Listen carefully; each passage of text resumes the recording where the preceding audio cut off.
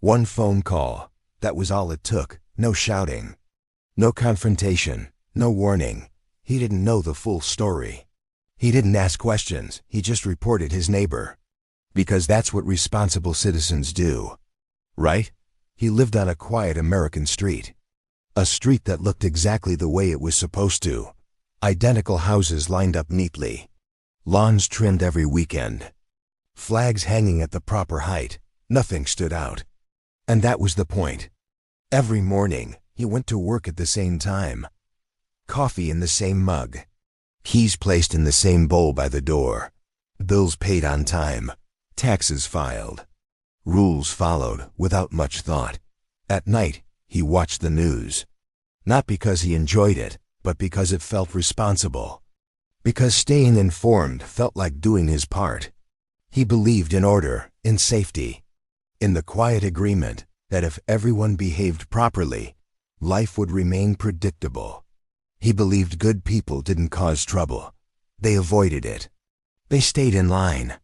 They did the right thing even when no one was watching. His neighbor lived 2 houses down, quiet, kept to himself. Rarely waved. Not unfriendly, just distant. The kind of person you notice only because you don't really know him. He didn't come to barbecues, didn't linger at the mailbox, didn't chat over fences, nothing illegal, nothing obvious. The house was clean. The car was parked straight. The trash cans were brought in on time, and yet, something felt off. Just different. Different opinions, overheard once or twice. Not shouted, not forced, just stated. A different tone. Calmer, colder, less careful with words. Different silences. The kind of silences that make people uneasy because they can't be easily explained away. In another time, it might not have mattered. Difference would have been just difference. Something to shrug at, something to ignore. But this wasn't another time. This was a time when the news spoke constantly of threats. When experts warned that danger didn't always look dangerous. When people were told to stay alert, to pay attention, to notice the signs. This was a time when uncertainty lingered in the background, when fear didn't scream, it whispered. And in a time when everything felt fragile, when safety seemed like something that could shatter without warning, different felt dangerous. It started with small things. So small that, at first, they didn't seem worth remembering, not worth mentioning, not worth worrying about. An online post that sounded angry, not violent, not threatening. Just sharp around the edges, words typed too quickly. Frustration leaking through the screen. He scrolled past it once, then scrolled back. Something about the tone lingered longer than it should have. A comment that didn't sit right, not an insult, not a call to action. Just a sentence that felt out of step with the moment, out of rhythm with what everyone else seemed to be saying. It wasn't clearly wrong, it just wasn't careful. And in a time when everyone was learning to be careful, that mattered. Then there was the flag, not torn, not burning. Just hanging there. Different enough to catch the eye. Different enough to make someone slow down for half a second. He stood there longer than he meant to, pretending to check his phone while his mind searched for meaning. Nothing criminal. No laws broken. No rules crossed. If asked, he wouldn't have been able to explain why any of it bothered him. But taken together, the pieces began to arrange themselves into a shape he couldn't ignore. What if this means something? The thought arrived quietly. It didn't accuse. It didn't panic. It simply asked. The news was full of warnings. Every night, experts spoke in calm, serious voices. They talked about threats hiding in plain sight, about dangers that didn't announce themselves, about people who looked normal until they weren't. The same stories played on repeat. People interviewed after tragedies always saying the same thing. He seemed quiet. He kept to himself. We never thought. Those last words lingered. We never thought. The message was never spoken outright, but it was understood. Pay attention. Notice patterns. Trust your instincts. He told himself he was being responsible. That this was what awareness looked like now. Still, part of him resisted. He didn't want to be the kind of person who judged others based on fragments, on posts, on silence. He reminded himself that anger online was common, that everyone was tired, that people said things they didn't fully mean. But the question kept returning, late at night, in the quiet moments, if something happens. The sentence never finished itself. It didn't need to. He could see the rest clearly enough. If something happens and the news shows flashing lights and reporters ask how no one noticed, and I said nothing, the weight of that possibility pressed down slowly. It wasn't fear of the neighbor. It was fear of himself. Fear of being the one who stayed silent. Fear of being asked later why he didn't speak up when he had the chance. He imagined the regret, the interviews, the looks from others. He imagined himself saying, I noticed a few things, but I didn't think it was serious, and he knew how that would sound. The thought settled into a single unbearable question. Could I live with that? He stared at his phone. The screen lit the inside of the car, a soft blue glow against the darkness of the driveway. The engine was off. The house was quiet. His thumb hovered, not shaking, not frozen, just suspended in that narrow space between thought and action. He didn't feel angry. There was no heat in his chest, no rush of blood, no urge to confront anyone. He didn't feel hateful. He had never thought of himself that way. Hatred, to him, was loud, obvious, ugly. What he felt was something else. He felt responsible. The words settled in slowly, like a coat placed carefully over his shoulders. Responsible to notice, responsible to act, responsible to do what others might hesitate to do. He told himself this wasn't punishment. Punishment required certainty. Punishment required judgment. This was lighter, cleaner. This was prevention. A small step, taken early, before anything bad had a chance to grow. He wasn't accusing anyone. That mattered to him. Accusations were harsh. Accusations ruined lives. He wasn't saying anyone was guilty. He was only saying that something felt off, just reporting a concern. The phrase repeated in his mind, again and again, like a line he had rehearsed. Just a concern. Just something worth checking, just in case. He imagined the alternative. Saying nothing. Going inside. Turning off the lights. Trying to sleep. He imagined waking up one day to sirens, to headlines, to questions. He imagined himself sitting in front of a television camera, saying the words he had heard so many times before. I noticed a few things, but I didn't think it was serious. The thought tightened his chest. His thumb moved. One call. The ringing sounded louder than it should have. Inside the small, closed space of the car, a calm voice answered, professional, measured, unhurried. He explained himself carefully, chose his words, avoided exaggeration. He said he might be wrong. He said it could be nothing. He said he just wanted to be sure. The voice on the other end listened. Asked a few questions, clarifying, not accusing.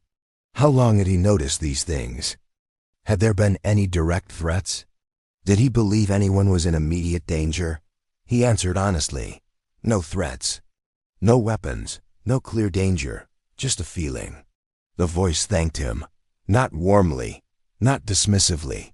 Just politely. Thank you for letting us know. The words landed softly. The call ended. No instructions. No follow-up. No sense of urgency. Just silence. He sat there a moment longer, the phone resting on his leg, the screen dark now. Nothing around him had changed. The houses looked the same. The street was still quiet. A porch light flickered on down the block. He took a deep breath. It was done. Whatever happened next was no longer his responsibility. He stepped out of the car, closed the door, walked inside. That night he slept. And when morning came, he got up, went to work, paid his bills, watched the news at night. Life went on. The neighbor didn't disappear overnight. There was no dramatic moment. No flashing lights in the middle of the street. No handcuffs. No shouting. Life didn't break. It shifted. The first visit came quietly. A car parked a little too long outside the house. 2 people at the door. Polite. Professional. Just a few questions. Nothing alarming. Then another visit. A different day. Different faces. The same calm tone. More questions. Records checked. Employment history. Online activity. Associations. Nothing illegal surfaced. Nothing definitive. No arrest. No charges. On paper, nothing had happened. But rumors don't need paperwork. They moved faster than facts. Slipped into conversations. Passed from glance to glance. Someone noticed the visits. Someone mentioned it at work. Someone else repeated it, adding a little uncertainty. I heard something might be going on. I'm not sure, but better to be careful. The neighbor lost his job, not immediately. Not with an explanation that named the real reason. Just a meeting. A careful conversation. Words like restructuring and concerns. The door closed behind him, and it didn't open again. Friends stopped calling. At first, slowly. Messages went unanswered. Plans postponed. Then the silence settled in. Not out of cruelty, out of fear. No one wanted to be connected to the wrong story. At school, the kids started asking questions, not accusations.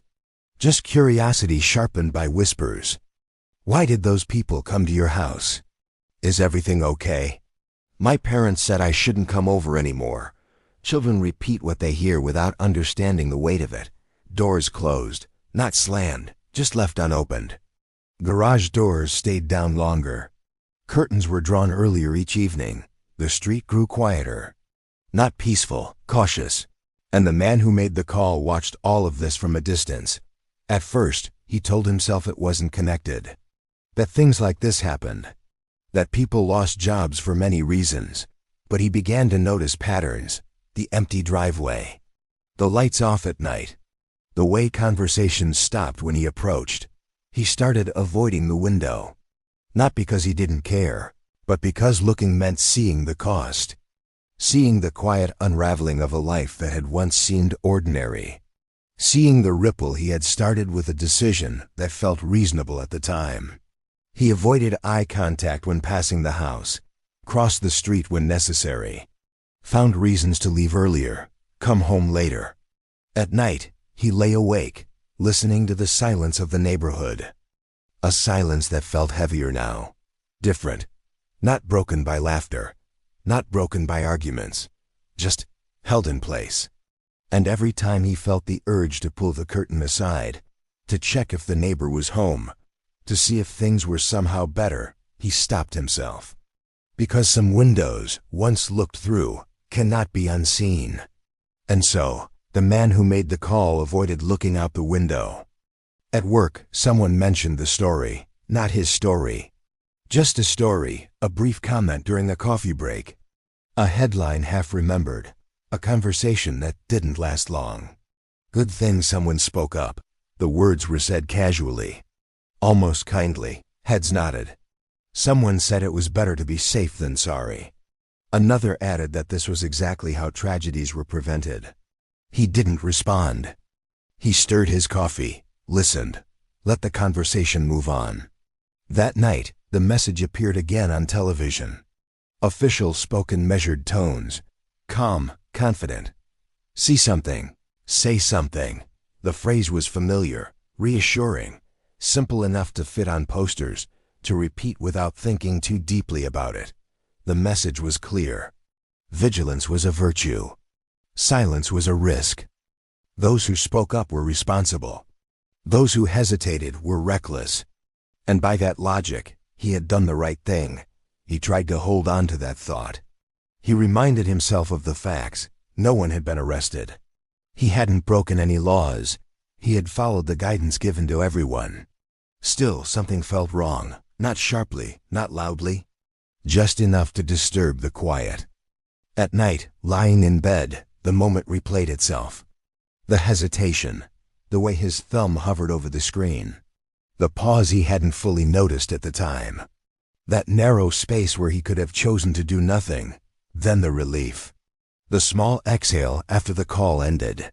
The comfort of believing he had acted responsibly. The feeling that the burden had shifted away from him. And then, the silence afterward. The silence that followed the thank you. The silence of no updates, no closure, no explanation. A silence that allowed everything to happen without ever asking him to look at it directly. He wondered if this was what responsibility felt like now. Not pride, not certainty, just the absence of consequences for him. Outside, the neighborhood was quiet, orderly, safe. Inside, the questions remained. He turned over in bed, staring into the dark. The praise echoed faintly in his mind, but it didn't drown out the unease. Because being told you did the right thing doesn't always mean you can live with it. And long after the conversations ended, long after the slogans faded from the screen, what remained was the memory of that moment, the hesitation, the relief, and the silence that followed. The neighbor moved away. There was no farewell, no explanation, no note taped to the door. Just one morning, the car was gone from the driveway. The mailbox stopped being opened. The curtains were pulled down and never lifted again. The house stood there empty, as if no one had ever lived inside it. And very quickly, the neighborhood learned how to continue. The street returned to normal. Lawns were trimmed like before. Trash bins were pulled in on schedule. Porch lights came on every evening. Flags stayed where they had always been, straight, unchanged, familiar. No one mentioned the name that had disappeared. Not because they didn't remember, but because remembering made things uncomfortable. And in a society that values order, discomfort is something to be avoided. But something had shifted. Not visibly. Not in a way that could be easily named. Just a feeling that slipped into brief conversations, into hurried nods, into glances that passed by and moved on. People spoke less. Sentences grew shorter. Opinions were shared more cautiously. Unnecessary thoughts stayed unspoken. Conversations ended earlier than they used to, as if an invisible hand rested lightly on each shoulder and whispered, "Enough." People watched more. Eyes lingered a second longer when something felt out of place. Small details were remembered. Words were weighed. No one admitted it. But everyone felt it, not because they were told to. There were no announcements, no new rules, no one giving orders. Because they learned. They had seen what happened when someone became the focus of attention. They had seen how a life could unravel without arrests, without trials, without a sentence ever being spoken. They learned that safety now came with responsibility. Not just the responsibility to protect one's own family, but the responsibility to keep things within acceptable boundaries. The responsibility to watch, to notice what didn't match the majority, to remember small differences, to pay attention to vague signals. The responsibility to report, not out of hatred, but because it's better to say something early, because, just in case, the responsibility to stay quiet until necessary, to hold back opinions, to swallow words, to let silence do its work. Silence was no longer an absence. It became a skill, a reflex, a way to blend in. And once silence became the norm, no one remembered exactly when it began, only that speaking less had become the safest way to continue living a normal life. Was he wrong?